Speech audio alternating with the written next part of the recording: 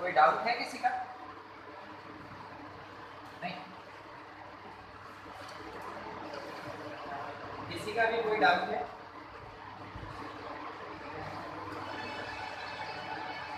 चलिए ठीक है, ठीक है, आगे बढ़ते हैं। मगर आपको क्वेश्चन बनाना चाहिए, जरूर बनाना चाहिए।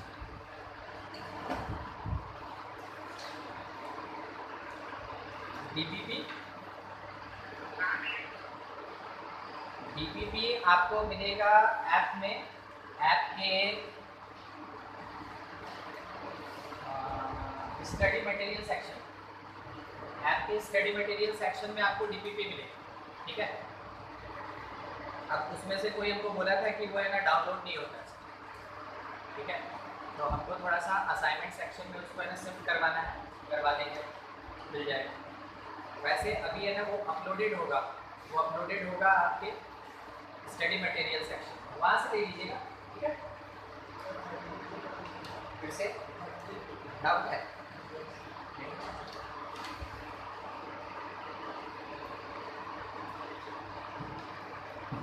देखिएगा, एक डीपीपी का डाउट है, क्वेश्चन नंबर 32, डीपीपी 2 का 32। क्वेश्चन ये है 3 plus iota Z plus Z bar minus 2 plus iota into Z minus Z bar plus 14 iota is equals to 0। तो पूछा गया z into Z bar is equals to 1। क्या आपको वो प्रॉपर्टी याद है? एक बताए थे z multiplied by Z bar is mod Z square, ये प्रॉपर्टी बताए थे।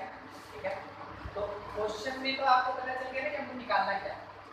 थोड़ा आप सॉल्व कर लें, आप 2-3 तरीके से इस क्वेश्चन को बना सकते हैं। उसमें से एक बेस्ट सा तरीका ले लेते हैं कि z को हम कुछ अज्यूम कर लेते हैं, सबसे बेस्ट, सबसे फंडामेंटल। z को x प्लस आई वाई मान लिए, z का कोई बताएगा? x minus, it is the conjugate, ये हो जाएगा x माइनस आई वाई। उसके बाद z प्लस z बार पहले सॉल्व कर लेते हैं अलग से, ऐड कर लीजिए 2x, z माइनस z बार सॉल्व कर लेते हैं, कितना हो जाएगा? 2i y। अरे इसमें से इसको सब्ट्रैक्ट कर दिए, x कैंसिल हो गया, i y plus i y कितना हो गया? 2i y। ठीक है, चलिए देख पुट किया जाए तो जो इक्वेशन है उसमें 3 plus iota z plus z बार के प्लेस पे 2x minus 2 plus iota z minus z बार के प्लेस पे 2i y and it will B 14i बचा है और इज इक्वल्स टू, सिंपल तरीके से पुट कर दिए। वहां पे सॉल्व करने से अच्छा है कि अलग से सॉल्व करके पुट कीजिए, आपको इक्वेशन हल्का दिखेगा। ठीक है, मल्टीप्लाई करें 6x, फिर कितना 2x आयोटा, यहाँ से 2iy multiplied by 2 minus 4iy minus i multiplied by 2iy, तो माइनस 2i स्क्वायर y हो जाएगा प्लस 14 आयोटा। हम लोग को पता है क्या i स्क्वायर क्या होता है?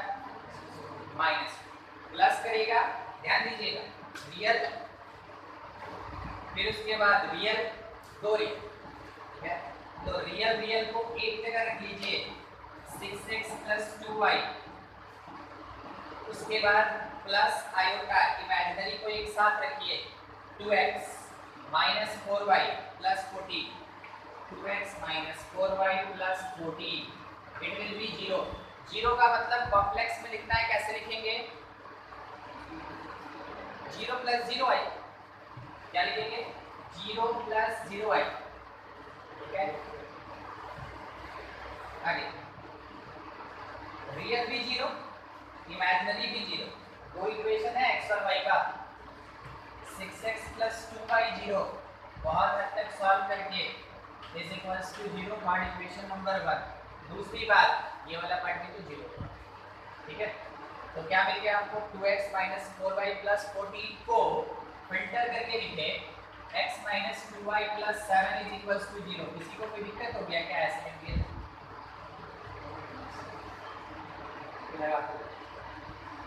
दोनों को सॉल्व करना है, बोलिए सबसे बेस्ट तरीका, बोलिए वही वाला लिखिए।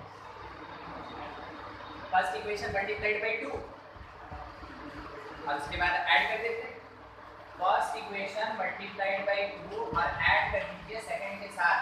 प्लस का 2y माइनस का 2y गया, 6x प्लस x कितना होता है 7x, और यहाँ से ये तो है ही नहीं, ये मेरे पास कितना है प्लस 7 इज इक्वल्स टू 0। क्या लगता है x क्या आएगा x माइनस। जैसे x माइनस 1 मिला यहाँ पे आप पुट कीजिएगा, शायद भाई आपको आता हुआ दिख गया होगा 3, ठीक है। x और y मिल गया, इसका मतलब कॉम्प्लेक्स नंबर मिल गया ना। z हम लोग मान के चले थे, इन सब बात को कभी भूलिएगा। z हम x प्लस आई वाई लेके चले, पुट करें तो -1 प्लस 3i को लेके अगर हमसे z इंटू जेड बार पूछा यानी मॉड z का स्क्वायर पूछा, इसका मतलब x square plus y square पूछा, कुल मिला के ये कितना होगा 10 -1 का स्क्वायर और 3 का स्क्वायर ऐड करेंगे कितना आएगा 10 आएगा। कैलकुलेशन में जानते हैं वो कछुआ वाला चाल छोड़ दो, जितना हो सकता है फटाफट। हाँ बहुत हो जाता है 2 प्लस 5 7। इतना समय नहीं आता, आपके पास समय है कि आप जितना जल्दी बना लें। मान के चलिए कि आपका ना गाड़ी छूट रहा है और वो चला गया तो दूसरा नहीं मिलने वाला, ये सोच के हमेशा कैलकुलेशन कीजिए। मगर जब कॉन्सेप्ट अप्लाई करते हैं यानी स्टार्टिंग का जो 2-3 लाइन होता है, उस समय लगे जैसे कि दुनिया में सबसे रिलैक्स आदमी आती है, ठीक है। आपसे ज्यादा चिंता मुक्त और कोई नहीं। यहाँ हड़बड़ाइएगा तो आगे गड़बड़ होगा, और अगर आगे चल के नहीं हड़बड़ाइएगा तो समय खत्म हो जाएगा। तो दोनों चीज मायने रखता है, ठीक है। काम वैसे ही है। चलिए ठीक है, किसी को कोई डाउट है इसमें तो हमसे पूछो। और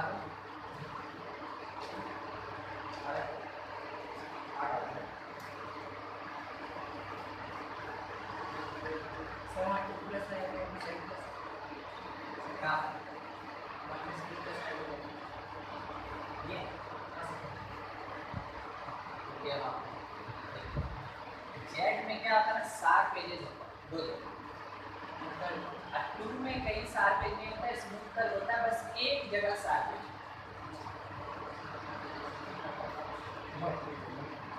और किसी का कोई डाउट है? इक्वेशन 1 और 2 को कैसे सॉल्व किए?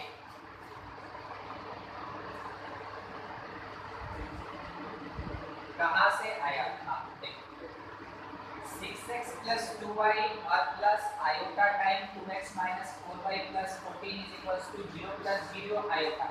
तो क्या लेफ्ट का रियल पार्ट राइट के रियल पार्ट के इक्वल नहीं होगा पावर?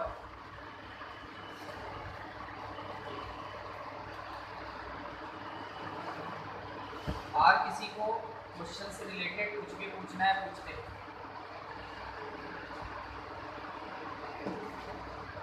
एक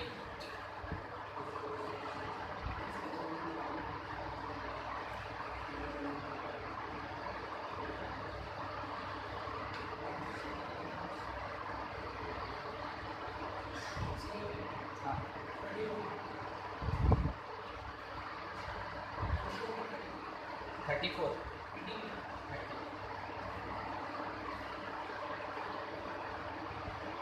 आदित्य ना मस्त आप है सर, आपने 31 locus of z satisfying the inequality 2 plus 2y by 2z plus I। ये नोट करना हो गया, हटा दे इसको।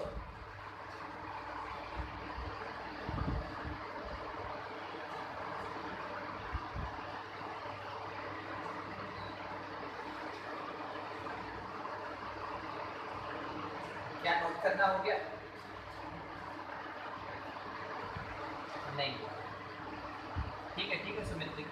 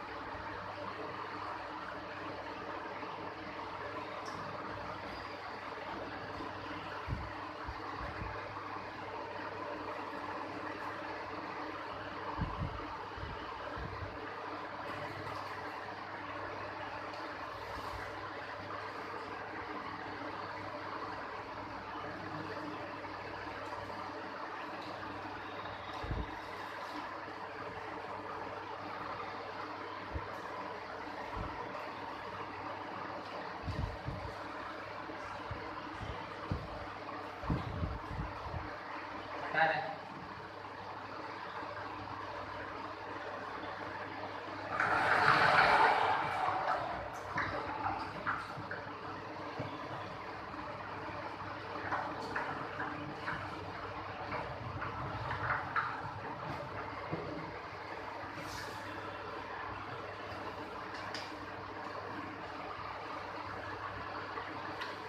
देखिए डीपीपी का ये डाउट है, क्वेश्चन नंबर 31 सेकंड डीपीपी का ये locus of z satisfying the inequality z plus 2i by 2z plus iota is less than।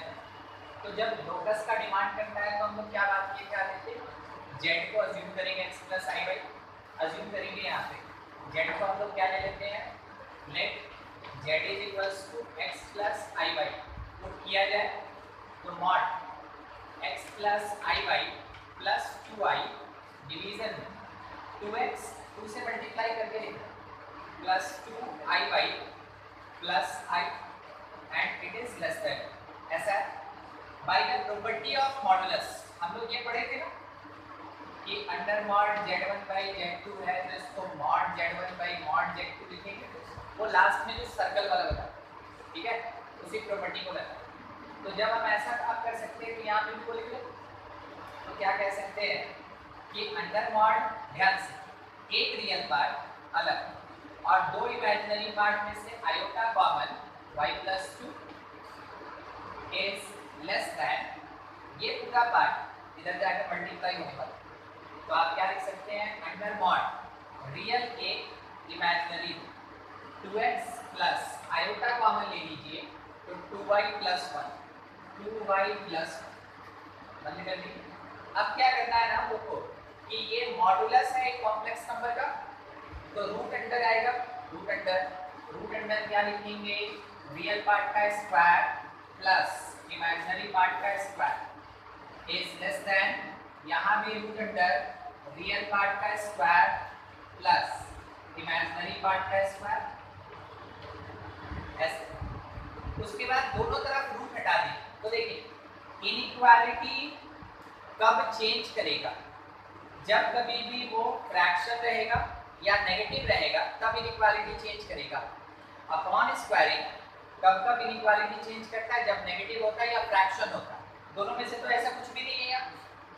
तो जब आप स्क्वायर कीजिएगा ना रूट हटाने के लिए, तो वैसे केस में कोई फर्क नहीं पड़ने वाला इनइक्वालिटी, तो आप बस रूट हटा के अगले स्टेप को मेंशन कर लेंगे।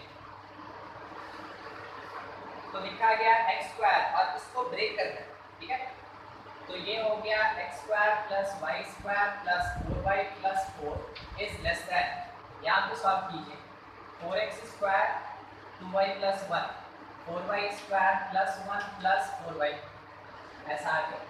अब क्या करना है, एक तरफ किसी भी साइड शिफ्ट करना है, आपकी इच्छा, ठीक है, आप उसको इधर ला सकते हैं या इसको उधर ले सकते हैं। तो भाई जब मान लीजिए हम सबको क्या करना है, लेफ्ट शिफ्ट कर सब, तो क्या हुआ ना कि y स्क्वायर और माइनस 4y स्क्वायर नेगेटिव होता है, तो राइट ही भेज देते हैं, हमको पॉजिटिव चाहिए ना, हम इन सबको राइट भेज नहीं, तो बाद में कर देंगे 4x square minus x square 3x square 4y square minus y square 3y square, ठीक है। उसके बाद 4y और 4y दोनों तरफ से गया, 4 जब उधर गया तो क्या बन गया -3 and it is greater than 0। क्या आपको समझ में आया क्या लिखा गया और कैसे लिखा गया, सब देखिए एक बार, कहीं दिक्कत होता है पूछना, ठीक है। हर एक पार्ट में से 3 कैंसिल हो रहा है, x square plus y square, और इस -1 को जब उधर भेज देंगे तो वो +1 हो जाएगा, ठीक है। ये आ गया मेरे पास लोकस, मगर पता है इसके बाद भी क्या सवाल पूछता है कि it represent the region, region मतलब आर ये नहीं आर जी है, ठीक है। ये एक सर्कल का एक्सटीरियर पार्ट है, समझते हैं, ये हो गया ऑन सर्कल, ये हो गया एक्सटीरियर और ये हो गया इंटीरियर। जब भी रेडियस से बड़ा रहे वेरिएबल, रेडियस से बड़ा है वेरिएबल, तो सर्कल के बाहर होगा ना पॉइंट, यानी exterior part of the circle होगा, ठीक है। अगर ये लेस होता तो रेडियस से छोटा मतलब interior part of the circle. अगर ये इक्वल टू होता तो on the circumference of the circle, तो ऐसे भी कह सकते। तो आपका लोकस तो यही खत्म हो गया। अगर आप चाहें तो थोड़ा सा एडिशनल मेंशन कर दें, it represent exterior part of circle. हम इतना ही बोल के नहीं छोड़ेंगे, सर्कल का मतलब हमको दो पार्ट जरूर निकालना चाहिए with centre 0 0, it is called standard form, और रेडियस 1 यूनिट। ठीक है, आप सीधे थे पिछले क्लास में x माइनस लिखा रहता था तो हम प्लस लेते थे, यहाँ कुछ नहीं है मतलब 0। ठीक है, तो सेंटर कितना हो गया 0 0, और रेडियस कितना हो गया, यही वाला क्वांटिटी होता है।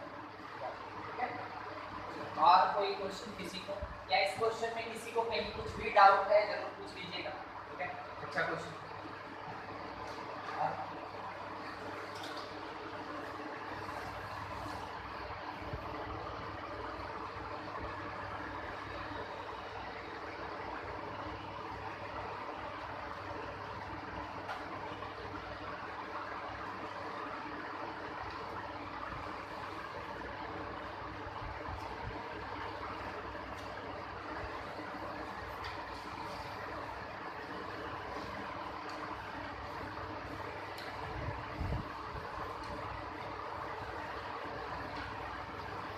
क्लास के बाद आप लोग आज जो अपनी क्लास में नोट कर रहे हैं ना, हमसे कॉपी चेक करा के देखिएगा।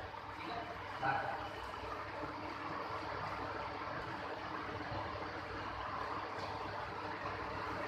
और जो ऑनलाइन में भी क्लास कर रहे हैं आप लोग को हम बता देंगे, डेली कॉपी हमको चाहिए, डेली जो पढ़ाई हुआ आपके कॉपी में नोट लेके।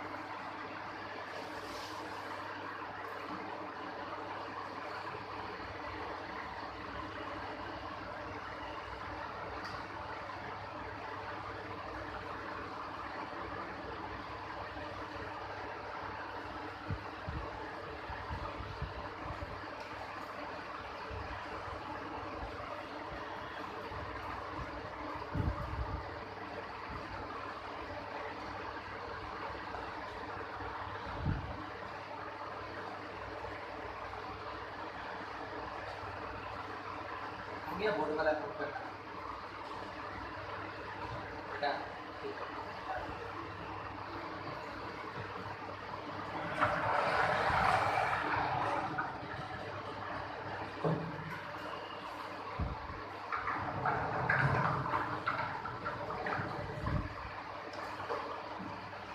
और कुछ डाउट?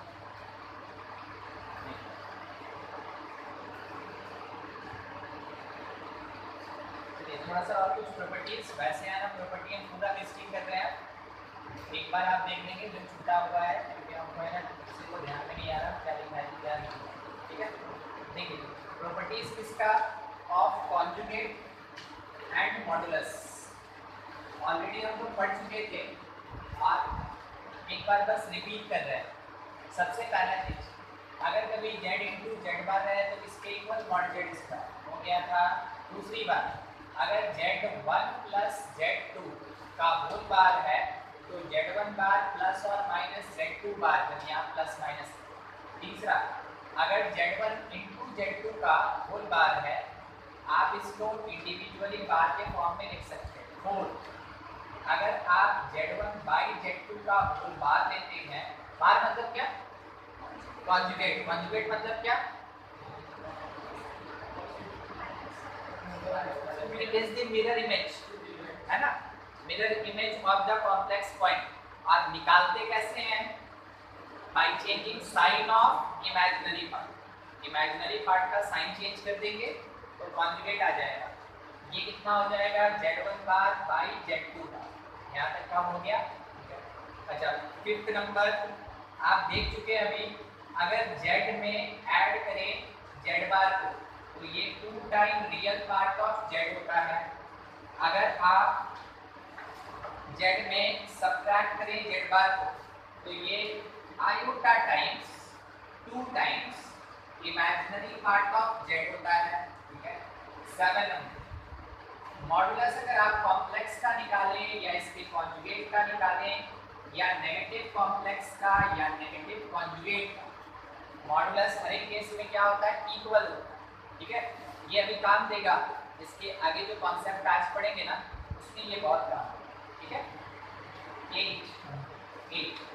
8 नंबर अपने पास ये है कि अगर कभी Z1 प्लस Z2 का होल मॉडुलस है तो it will be greater than equals to mod Z1 माइनस मॉड Z2। ठीक है। और यही Z1 प्लस Z2 जो है 9 number mod Z1 plus Z2 it is less than equals to mod Z1 plus mod Z2। शायद आपको याद होगा इसमें हम किसको मैक्सिमम और किसको मिनिमम कहते थे? Maximum of mod Z1 plus Z2 is equals to क्या लगता है? ये प्लस वाला या फिर ये माइनस वाला? प्लस वाला। मैक्सिमम यानी उससे छोटा होना चाहिए, जो मैक्सिमम होगा उससे छोटा होना चाहिए ना। ठीक है। तो हम यहाँ पे क्या बोल सकते हैं? Mod Z1 plus mod Z2। Answer देने का कोशिश कीजिए, सही गलत कोई फर्क नहीं पड़ता यहाँ क्लास में। Z1 प्लस Z2 मिनिमम के लिए डिफरेंस हो जाएगा। ठीक है। ये ऐसा समझ में आ रहा है कैसे मैक्सिमम और मिनिमम निकालना। ठीक है। दूसरी बात, रेयर यूज है मगर में भी कहीं आ सकता है। अगर under mod Z1 plus Z2 का होल स्क्वायर, ठीक है, तब आप जैसे a प्लस b का होल स्क्वायर करते हैं ना, काम वैसे ही किया जाए। तो मॉड Z1 मॉड Z2 का स्क्वायर और plus 2 time Z1 into Z2 बार। देखिए क्या लिखा हुआ है लास्ट में? Z1 इंटू Z2 बार लिखा है। Z1 इंटू Z2 बार। आइदर और दिखाएंगे mod Z1 square mod Z2 square और इसके साथ plus 2 Z1 bar into Z2, ये भी लिख सकते हैं। ठीक है। अच्छा, इसके साथ और अभी एक एडिशनल पार्ट भी है मेरे पास। हाँ, ध्यान से थोड़ा रुक के समझ के। Is equals to mod Z1 square plus mod Z2 square plus Z1 into Z2 bar plus Z2 into Z1। ठीक है। ना 2 ये दोनों ऐड होके तब ना 2 हो रहा है। ठीक है। यहाँ आप काउंट कर रहे हैं, 1 टर्म 2 टर्म 4 टर्म, यहाँ भी काउंट की 4 टर्म्स हो रहा है। काउंटिंग हमेशा सेम हो, ज्यादा और कम नहीं, लिखने का तरीका बदलता है। पता है यहाँ पे एक टर्म हम क्या मिस किए? हम आपको बोले ना कि यहाँ एक चीज बाकी है, जब तक लिखने के लिए कंपेयर कैसे होगा, हम यहाँ कुछ लिख दिए, आपको तो आज पता चल रहा है कि ये ऐसा होता है, तो क्या आप कंपेयर कर पाइएगा? नहीं। हम बोले यहाँ एक cos थीटा होता है, अब ये होता होगा सर, मगर हमको बताना है ना, तो बाद में जाके बताने से पहले cos को सामने लेके आए, बाद में जाके अब हम इसको लेके आने वाले। ठीक है। चलिए देखते हैं वो क्या रहा है, बात किसका चल रहा है। 2 टाइम Z1 इंटू Z2 बार cos थीटा और 2 time Z1 bar into Z2 cos theta, तो दोनों में cos थीटा। हाँ, अब सवाल उठा थीटा कौन? सवाल उठा थीटा कौन? Theta is the angle between complex number Z1 and Z2। अब ये क्या बात हो गया? पॉइंट के बीच में एंगल कैसे देखना है? मान लीजिए Z1 यहाँ है, ऑब्वियस सी बात है Z1 होगा तो समथिंग लाइक 2 + 3i होगा, Z2 होगा तो समथिंग 4 - 2i होगा, ऐसा कुछ होगा ना। ठीक है, दो कॉम्प्लेक्स, तो एक यहाँ है और एक यहाँ, हमको नहीं पता है कौन कहाँ, तो हम अपनी इच्छा से इसको Z1 बोल दिए, इसको Z2 बोल दिए, ठीक है। अब क्या हुआ कि जैसे ये ओरिजिन से मिला, क्या आपको एक एंगल बनाता हुआ दिखा, ठीक है, हम उसको थीटा नहीं कह रहे, हम बोले एक angle, it is the angle made by Z1 whenever attached with origin, ठीक है। उसके बाद Z2 को जब लाके आप इसके साथ, इसके मतलब ओरिजिन के साथ मिलाइएगा, क्या आपको फिर से एक एंगल बनता हुआ दिखा। अब हम क्या बोले यहाँ पे, angle between Z1 and Z2,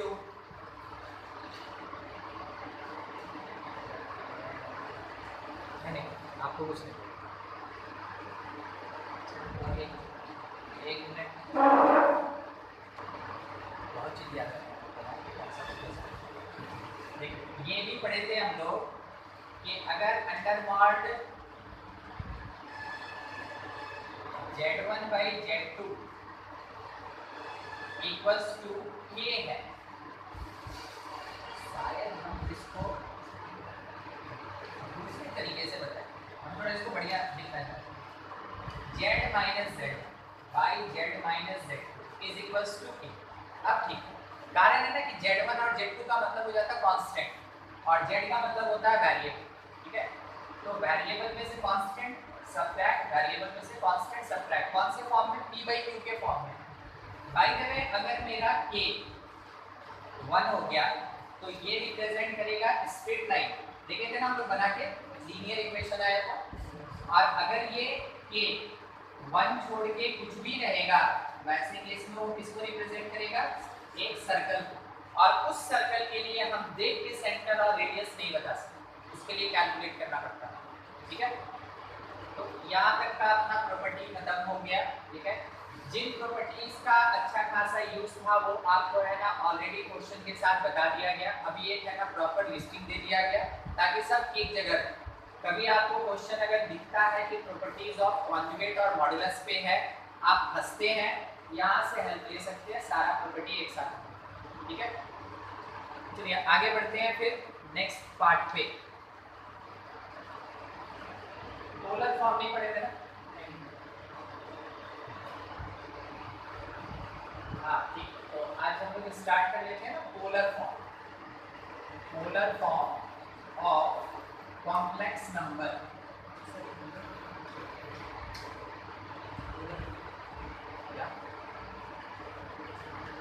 polar form of complex number, square root तो पढ़ लिए थे ना हम लोग, square root, polar form of complex number. देखिए पोलर फॉर्म का मतलब क्या होता है, representation in terms of r and theta, small letter का r और कौन सा थीटा। तो यहाँ पे पहला पॉइंट हम यही बोलना चाहेंगे कि if complex number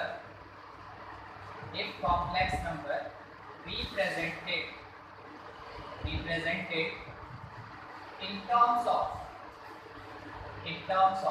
r, general तौर पे r किसको रिप्रेजेंट करता है, रेडियस को, यहाँ भी वही, मगर सर्कल बनेगा नहीं तो हम इसको केवल डिस्टेंस बोलेंगे, ठीक है, केवल डिस्टेंस। रेडियस कैसे हम बोल रहे हैं वो हम दिखा देंगे, मगर हम लोग इसको रेडियस नहीं बोलेंगे, हम लोग क्या बोलेंगे इसको, distance, in terms of r and theta, ठीक है। अगर कॉम्प्लेक्स नंबर को आप r और थीटा के फॉर्म में रिप्रेजेंट करते हैं देन कॉल्ड पोलर फॉर्म, उस समय पोलर फॉर्म कहा जाता है, ठीक है। अब आपको हम लिख के दिखा रहे हैं, इस चीज को बस ध्यान से देखते हैं। z अगर लिखा x प्लस iy, इसको कहते हैं कार्टेशियन फॉर्म, इसको क्या बोलते हैं, कार्टेशियन फॉर्म, ठीक है। और अगर z लिखा हुआ है r times cos theta plus i sin theta, तो इसको बोलते हैं हम लोग पोलर, इसको बोलेंगे हम लोग पोलर। तो देखिए पोलर फॉर्म में cos थीटा और sin थीटा तो फिक्स है ना, क्या चेंज करेगा, क्या वैरी करेगा, थीटा, कभी थीटा π/3 होगा, π/4 होगा, π/2 होगा, 0 होगा, और क्या चेंज करेगा, r कभी है ना 1 2 3 4 5 6 कुछ भी हो सकता है, तो वैरी करने वाला चीज r और थीटा है, और यहाँ ऊपर वैरी करने वाला चीज कौन है, x और y। तो जब x y के टर्म में रिप्रेजेंट करेंगे, मतलब इस फॉर्म में रिप्रेजेंट करेंगे जो अभी तक पढ़ते आए हैं, उसको क्या बोलते हैं, कार्टेशियन फॉर्म। और उसी को अगर हम r times cos theta plus i sin theta में रिप्रेजेंट करते हैं, उसको क्या बोलेंगे हम, पोलर। ठीक है, ये इंटर कन्वर्टिबल होता है। कहने का मतलब है तो दोनों z ना, ठीक है, तो दोनों वही कॉम्प्लेक्स नंबर है।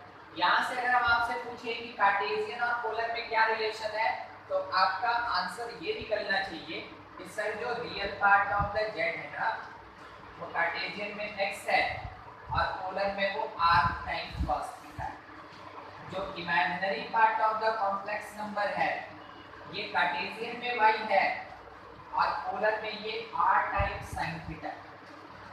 ठीक है, कॉम्प्लेक्स सही में जी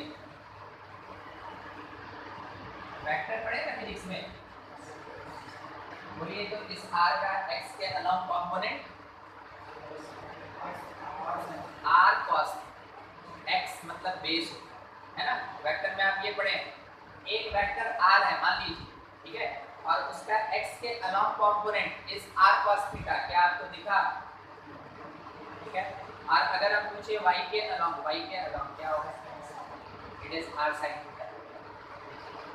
तो ये वेक्टर की तरह भी काम करता है, मगर काम नहीं आता है तो लंबा खींच के कोई फायदा है नहीं, ये ऐसे ही बच जाता है, तो वेक्टर का कॉन्सेप्ट लगाने का जरूरत नहीं पड़ता। ठीक है,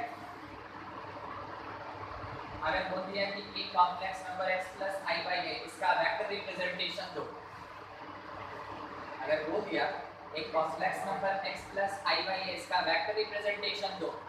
कॉमन सेंस हमेशा यूज कीजिए, कॉम्प्लेक्स है तो z ही होगा, वेक्टर फॉर्म में बोला तो एरो रखेगा, x के अलोंग x ही जा रहा है और हमको पता है डायरेक्शन तो y कैप होता है। ठीक है, y के अलोंग y ही जा रहा है, हमको पता है कि डायरेक्शन j कैप होता है। लीजिए बन गया आपका ये जो कॉम्प्लेक्स नंबर था वो वेक्टर के फॉर्म। कुछ दिक्कत, तो इन सब को क्या पढ़ेंगे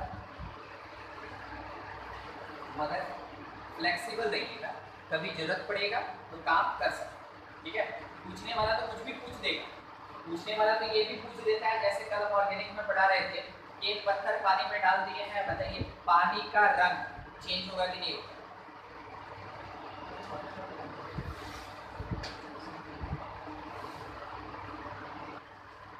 पोलर फॉर्म, कौन से फॉर्म में, पोलर फॉर्म। तो आपको क्वेश्चन इसका कैसे मिलेगा कि कोई एक कार्टेशियन फॉर्म में कॉम्प्लेक्स नंबर दिया रहेगा और बोलेगा कन्वर्ट कीजिए इन पोलर फॉर्म। तो कैसे कैलकुलेट करते हैं ना, उस पे हम लोग ध्यान देंगे। इस बात पे मेरा ध्यान पूरा रहेगा, r कैसे कैलकुलेट करना, थीटा कैसे कैलकुलेट करना। देखिए दो फैक्टर है, r सिंपल क्या होता है, मॉड z के बराबर होता है। एक लाइन में बताओ, r और कुछ नहीं होता, मॉड z के बराबर होता है। ठीक है, अगर z आपका x प्लस i y है तो मॉड z कितना होगा, root under x square plus y square. ठीक है, तो वो r निकल गया, it is root under x square plus y square. अब हम एक फिगर बना के थोड़ा समझाना चाहेंगे। मान लीजिए कॉम्प्लेक्स पॉइंट है, इट इज x y, इसको जैसे हम ओरिजिन से मिलाएंगे और यहाँ एक परपेंडिकुलर डालेंगे, आपको एक राइट एंगल ट्रायंगल दिखेगा, OAB दिखा क्या, और इस वाले एंगल को हम थीटा कह सकते हैं, उसमें भी कोई दिक्कत नहीं। इस थीटा के रिस्पेक्ट में परपेंडिकुलर कौन, AB, हाँ ठीक है, BA इधर AB। x एक्सिस से पॉइंट का डिस्टेंस हमेशा उसके y कोऑर्डिनेट के बराबर होता है। फिर से सुनेंगे, x एक्सिस से एक पॉइंट का वर्टिकल डिस्टेंस हमेशा उसके y कोऑर्डिनेट के बराबर होता है। तो अगर हम AB का मैग्नीट्यूड देखना चाहें तो y लिख सकते हैं, और बेस कितना, OA का वैल्यू कितना, x कोऑर्डिनेट। ठीक है, OA का वैल्यू कितना, x कोऑर्डिनेट। अब हम आपसे पूछे tan थीटा, बोलिए क्या बोलिएगा,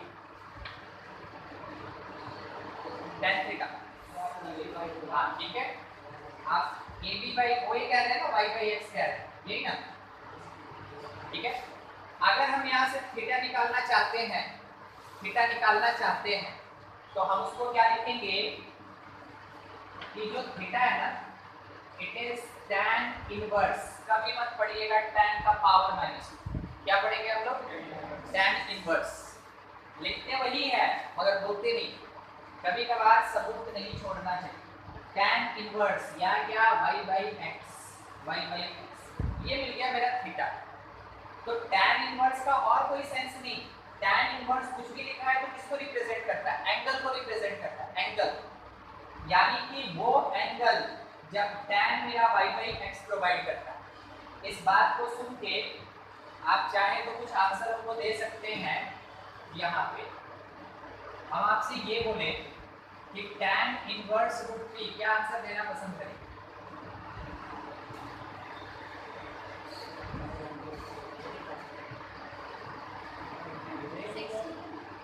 tan इनवर्स रूट 3 मतलब tan कब रूट 3 प्रोवाइड? 60 डिग्री। tan कब रूट 3 प्रोवाइड करता है? 60 डिग्री, यानी पाई बाई 3 रेडियन। वही चीज देखना। अब यहाँ पे लिखा हुआ है tan इनवर्स 1, आंसर नहीं चाहिए।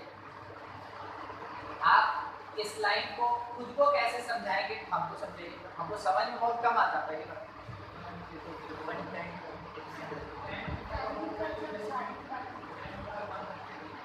tan थीटा का वैल्यू कब 1 होगा, यही ना? ठीक है, थीटा का वो वैल्यू जब tan थीटा का वैल्यू 1 हो, ठीक है, यानी पाई बाई 2। हाँ, अगर कभी tan इनवर्स इंफिनिटी लिखा तो 90 डिग्री, 90, ठीक है। tan इनवर्स 0 लिखा तो 0 होगा। 0 डिग्री या रेडियन किसी में भी आंसर दे सकते हैं, ठीक है। इस वीडियो को देखो, समझ में आया थीटा कैसे कैलकुलेट करेंगे। और ये जो थीटा मिलेगा, हम नहीं बोल रहे tan inverse y by x, हम क्या बोल रहे हैं? थीटा। कौन सा थीटा? जो हम यहाँ पे पोलर फॉर्म में यूज कर रहे हैं थीटा, हम इसका बात कर रहे हैं। जो थीटा मेरा कैलकुलेट होगा उस थीटा को कहते हैं argument of the complex number. यहाँ पे थीटा क्या कहलाता है? Argument of complex number. एक और नाम है इसका, it is also called amplitude of complex number. अब आगे से क्या करेंगे हम लोग? स्टार्टिंग का 3 लेटर केवल यूज करेंगे रिप्रेजेंट करने के लिए। तो r का मतलब क्या होता है? वो मॉडुलस के बराबर है, इट इज द डिस्टेंस। और थीटा का मतलब क्या होता है? Argument of the complex number, either amplitude of the complex.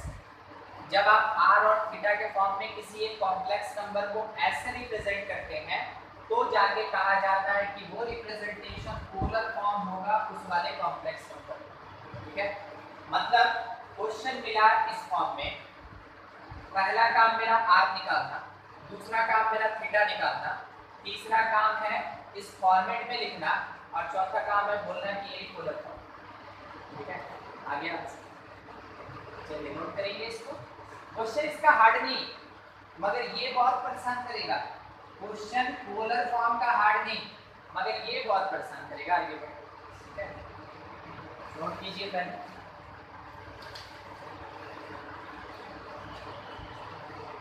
कौन से क्वाड्रेंट में है ये आपको कैसे पता चलेगा? कॉम्प्लेक्स नंबर कौन से क्वाड्रेंट में, ये आपको कैसे पता चलेगा? ठीक, अगर z मेरा x प्लस आई वाई लिखा हुआ है, x अगर ग्रेटर दैन 0 और y greater than 0 both positive, तो वैसे केस में कॉम्प्लेक्स नंबर कौन से क्वाड्रेंट में है? फर्स्ट क्वाड्रेंट, ठीक है। इसका मतलब हो गया कि z belongs to first quadrant. इसका मतलब हो गया z belongs to first quadrant. जब z फर्स्ट क्वाड्रेंट में होगा, r पे कोई फर्क नहीं पड़ता, ये एक ही वैल्यू बार-बार देगा, ये एक ही वैल्यू बार-बार देगा। मगर थीटा जो होगा ना, ये तो एक्यूट एंगल हो जाएगा, और एक्यूट एंगल हमेशा tan inverse y by x के बराबर। क्या आपको ये बात समझ में आया? यहाँ लिखा है इमेजिनरी बाई रियल, ठीक है। y बाई x का मतलब क्या? Imaginary by real. ऐसा नहीं कि सर मेरे क्वेश्चन में जानते हैं y और x दिया ही नहीं देगा, ठीक है, वो देगा नहीं। वो क्या दिया रहेगा? 2 + 3i लिखा रहेगा, 1 + cos theta by sin theta ऐसे मिलेगा आपको। तो आपको क्या समझना है? जिसमें आयोटा लगा वो इमेजिनरी, और वो कहाँ रहेगा? न्यूमरेटर में। जिसमें आयोटा नहीं लगा वो कौन? रियल, और वो कहाँ रहेगा? डिनोमिनेटर, ऐसे, ठीक है। तो ये मिल गया हम लोग को थीटा। कहने का मतलब है कि आर्गुमेंट ऑफ द z जो होगा for the first quadrant it will be exactly equals to tan inverse y by x, ये इतने के बराबर। मतलब सेकंड z अगर मेरा x प्लस i y है, मगर x जो है ना वो क्या हुआ है कि लेस देन 0 और y ग्रेटर देन, क्या आपको पता चला z कहाँ गया? Second quadrant. z कहाँ गया? Second quadrant. x negative y positive, ठीक है, सेकंड क्वाड्रेंट। और जब सेकंड क्वाड्रेंट का बात होगा, जब सेकंड क्वाड्रेंट का बात होगा r पे फिर से बोले कोई फर्क नहीं पड़ेगा, मगर आप ऐसे सोचिए ना, सेकंड क्वाड्रेंट मतलब यहाँ ये इधर साइड में अगर थीटा बनाया तो ये अंदर क्या होगा? 180 माइनस थीटा या pi minus theta, pi minus फिर से pi minus acute angle, pi minus acute angle, यानी कि हम थीटा या आर्गुमेंट क्या लिख सकते हैं? It is pi minus tan inverse mod y by x, ये मॉड है ब्रैकेट की, pi minus tan inverse y by x, ये हो गया सेकंड क्वाड्रेंट के लिए आर्गुमेंट, ठीक है। थर्ड, इसको बीच में ही लेते हैं। जब हम लोगों को z को क्या बोले x प्लस आई वाई, और हम बोल दिए कि x जो है इट इज ग्रेटर देन 0 और y लेस देन 0, बोलिए z बिलोंग्स टू कौन सा क्वाड्रेंट? हम 3 नंबर थर्ड क्वाड्रेंट, इसीलिए तो ये फोर्थ क्वाड्रेंट, ये फोर्थ क्वाड्रेंट है, x पॉजिटिव और y नेगेटिव, ये कहाँ जाएगा? फोर्थ क्वाड्रेंट जाएगा। इस पे नहीं ध्यान देना, इस पे ध्यान, ठीक है, ये ऐसा है। और जब फोर्थ क्वाड्रेंट जाएगा इसका मतलब है कि एंगल, देखिए एंगल का जो डायरेक्शन है वो क्लॉक है कि एंटी क्लॉक है? ऐसे नीचे की तरफ आ रहा है, ये क्लॉक है, घड़ी की दिशा ऐसे, ठीक है, ये क्लॉकवाइज, और क्लॉकवाइज एंगल हमेशा कैसा होता है? नेगेटिव होता है, नेगेटिव, ठीक है। ट्रिग्नोमेट्री का दूसरा लाइन यही होता है, z belongs to fourth quadrant, तो r पे कोई फर्क नहीं होता, जैसे इसको कुछ समझ में नहीं आया, ठीक है, बस हमको ये तो दे दीजिए। और थीटा जो होगा नेगेटिव का एक्यूट, मतलब minus tan inverse y by x, कोई बोला कि सर ये 0 था तब ना आप माइनस लिखे, कहीं ये 2 पाई दे दिया तो हम बोले दूसरा अल्टरनेटिव भी 2 pi minus tan inverse y by x। क्या दोनों एंगल सेम है कि अलग अलग?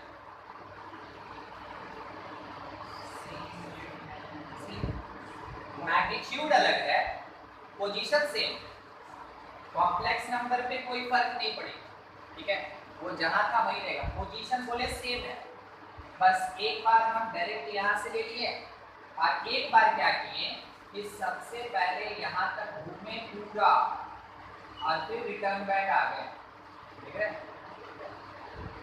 होता नहीं एक आदमी सीधा ऐसे टच करता है, समझ गए ना क्या हाँ? तो इसीलिए बोलने का बात है, दोनों चीज़ इसलिए हमको बताना जरूरी है ना। हो सकता है आप इस वाले कॉन्सेप्ट से आंसर निकाल के बैठे, आप भी अपनी जगह सही है, मगर ऑप्शन वाला इस कॉन्सेप्ट पे ना देखे, इस कॉन्सेप्ट पे आपको ऑप्शन मिले, तो एटलीस्ट पता होना चाहिए कि उसका दूसरा अल्टरनेटिव भी हो सकता है, तब तो पॉइंट इसलिए बताया। प्रेफर्ड कौन? ये प्रेफर्ड, ठीक है। अच्छा, फोर्थ नंबर कुछ नहीं पूछेगा, z is equals to x plus i y, x मेरा लेस देन 0, y मेरा लेस देन 0, इसका मतलब है कि z belongs to third quadrant. और वैसे केस में r पे कोई फर्क नहीं, it is root under x square plus y square, मगर जो मेरा थीटा है वो थर्ड क्वाड्रेंट होने पे दो तरीके से काम करेगा। आप सोचते हैं अगर हम यहाँ थर्ड क्वाड्रेंट में ले लें, it is the acute angle, ये एक्यूट एंगल मतलब कितना?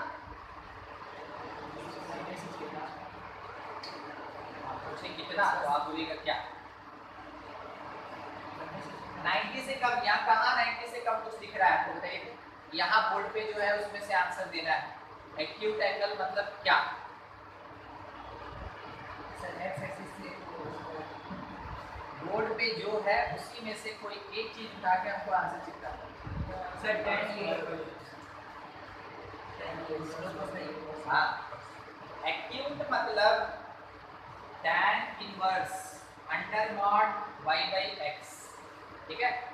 एक्यूट मतलब क्या हुआ, tan inverse under mod y by x. ये तो हम क्या बोले, ये मेरा एक्यूट एंगल है, तो ये किसके रिस्पेक्ट में डिफाइन हो रहा है, negative x axis. Negative x axis pi भी होता है और negative x axis minus pi भी होता है, दोनों जानकारी है अपने पास। अगर हम क्या किए, क्लॉकवाइज चले, ये पाई हो गया। अगर हम एंटी क्लॉकवाइज चले तो पाई हो गया। अब अगर हम क्लॉकवाइज चलेंगे तो ये क्या हो जाएगा, माइनस पाई हो जाएगा, ठीक है। तो इस लाइन तक पहुंचना है तो चलने वाला आदमी इधर से भी आ सकता है, इधर से भी आ सकता है, दोनों पॉसिबिलिटी है। हम लोग यहाँ पे एंगल क्या लिख सकते हैं, माइनस पाई। देखिएगा पहले इसके रिस्पेक्ट में लिखो, minus pi plus tan inverse y by x. Either theta is equals to plus pi plus tan inverse y by x. Preferred कौन, ये ऊपर वाला हो क्या रहा है, कैसे प्रेफर्ड बोल रहे हैं, इसको प्रेफर्ड बोल रहे हैं। आर्ग्यूमेंट का मतलब नेगेटिव या पॉजिटिव, एक्यूट या ऑब्ट्यूस। वैसे सुनिए, आर्ग्यूमेंट का मतलब नेगेटिव या पॉजिटिव, एक्यूट या ऑब्ट्यूस, ठीक है। सप्लीमेंट्री एंगल नहीं चाहिए, हाँ हमको पाई से बड़ा कुछ नहीं चाहिए, हम वो आंसर नहीं लिखते, मगर कोई ठीक नहीं है, हो सकता है अभी जैसे इसके बारे में ही बता देते कहा गया क्या कि आप ये निकाले हैं और ऑप्शन में कुछ इस तरीके का दिया। मे भी हो सकता है कि आप कैलकुलेशन किए हैं नेगेटिव पाई के बेसिस पे और ऑप्शन में प्रेजेंट है पॉजिटिव पाई के बेसिस पे, तो कोई फर्क नहीं पड़ता ना, लिखने वाला तो कुछ भी लिख सकता है। तो आपको बस ये याद रखना है कि क्या क्या होता है। अब जब इतना पता रहेगा ना, क्वेश्चन देखिए कितनी आसानी से बनता है। क्वेश्चन मेरे पास दिया कि z जो है वो -4 + 4 आएगा, तो बताएगा क्वाड्रेंट सेकंड क्वाड्रेंट। सबसे पहला चीज ये मार्क कीजिए, z belongs to second quadrant, क्योंकि x नेगेटिव है y पॉजिटिव है, सेकंड क्वाड्रेंट। जैसे सेकंड क्वाड्रेंट पता चल गया, आप कैलकुलेट कीजिए रूट अंडर -4 का स्क्वायर और +4 का स्क्वायर, कैलकुलेशन की बात है, वो √2 होगा। अगला, जब हम थीटा कैलकुलेट करने जाएंगे, सेकंड क्वाड्रेंट से हम क्या सीखे थे, वो बोला था कि देखो पाई माइनस tan इनवर्स लेना, ठीक है। तो हम लोग लिख सकते हैं pi minus tan inverse, imaginary कौन, रियल कौन, माइनस माइनस है तो माइनस, ये कट पिट के -1, नॉट से बाहर +1, यानी pi minus tan inverse 1। tan inverse 1 का वैल्यू π/4 और पाई माइनस π/4 कितना, 3π/4। थीटा मिल गया, r मिल गया। अब क्या करना है, आपको अच्छे से अरेंज करना है और बोलना यही पोलर। तो z = r cos theta plus i sin theta is the standard form for the polar form. तो z = r के प्लेस पे क्या पुट करेंगे, 4/2, और थीटा के प्लेस पे क्या पुट करेंगे, 3π/4 प्लस i sin 3π/4, समझे। अब इसके आगे क्या करना है, सब कुछ नहीं आ सकता, it is the polar form. इसके आगे कुछ भी नहीं करना, मतलब मन करेगा कि cos 3π/4 है तो वैल्यू पुट कर देते हैं, मन करेगा, थोड़ा सा इमोशन पे कंट्रोल रखिए। इसके आगे सॉल्व कर दीजिएगा तो क्वेश्चन पहुंचे, ठीक है। तो सॉल्व नहीं करना, उसको वैसे ही हाँ नोट कीजिए। कुछ डाउट है तो पूछ लीजिएगा।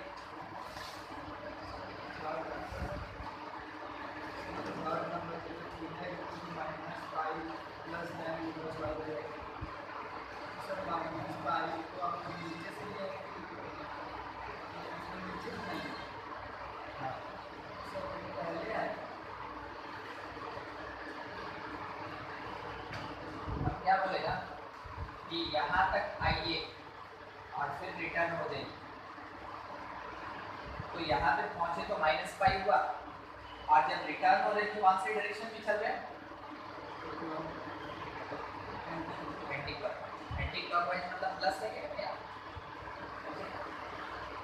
ठीक, नोट कर लेंगे।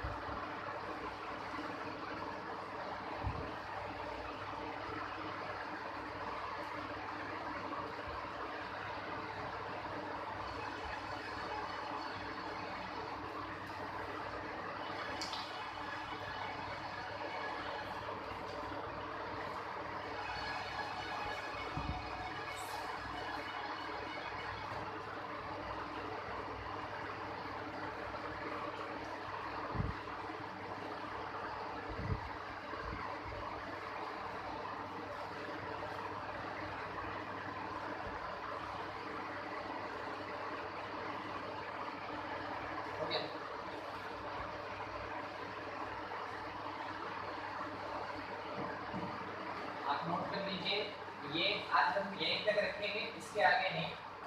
आपको क्या करना है कि आर.डी. शर्मा बुक में आपके पास क्वेश्चन होगा 4th एक्सरसाइज, ठीक है, 4th एक्सरसाइज, उसमें से जितना क्वेश्चन आप ट्राई करना चाह रहे हैं बना लीजिए, ठीक है, उसको सॉल्व करनी। जो डाउट होगा हम बताएंगे अगले क्लास में, हमको इस पे है ना और थोड़ा डिस्कशन करना है, क्योंकि हम आपको क्या बोले, पोलर फॉर्म आपको परेशान नहीं करेगा। परेशान कौन करेगा, आर्ग्यूमेंट। तो आर्ग्यूमेंट पे डिस्कशन करना है और यूलर फॉर्म पे डिस्कशन करना है, वो नेक्स्ट क्लास में करेंगे। इतना लिख लीजिएगा और जहाँ तक बोले वो बना लीजिएगा। आर.डी. शर्मा बना सकते हो,